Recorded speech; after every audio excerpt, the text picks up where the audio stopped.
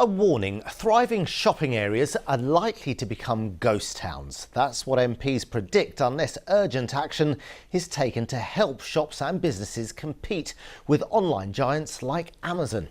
It's why there are calls for a new online sales tax and a radical change to high street business rates. Jim Wheble reports now from Dulwich.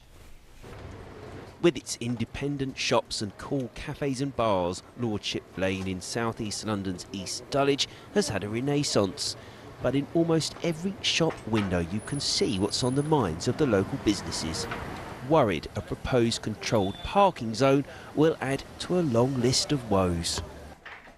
Michael has had a business here for 15 years, and the last thing he wants is what he perceives as another burden. Just when we're at tipping point, our local council has decided to float the idea of CPZ controlled parking zone, which will basically crush us. But over 50% of people who shop with us come from outside of the area, and many of those people drive. For Sophie, her business is already under increasing competition from online retailers. But she's also worried that stricter parking controls will put customers off and a return to when the high street went by another name. I think we'll go back to the days of Lordship Lane. Do you genuinely think that will happen? I really do. I think you'll see less resilient businesses drop away. Today, a report from the Housing, Communities and Local Government Committee painted a bleak picture, warning of the stark reality of ghost towns, businesses killed off by an unfairly advantaged online retail world.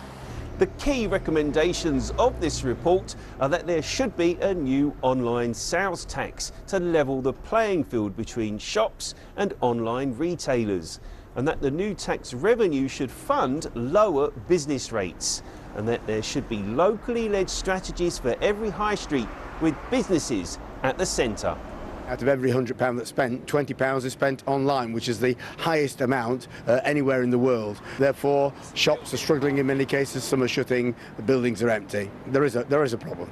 The government have said they're investing £645 million to support English high streets. There are competing interests. We do have what businesses want. We have lots of local residents that are upset that they can't get a parking space in front of their home. There are people that think there's too many cars on the streets and there's too much pollution on the streets around East Dulwich. We need to listen to all of those voices. For the residents of East Dulwich, it's Make Your Mind Up time. A consultation finishes a week today. Jim Wheble, BBC London News.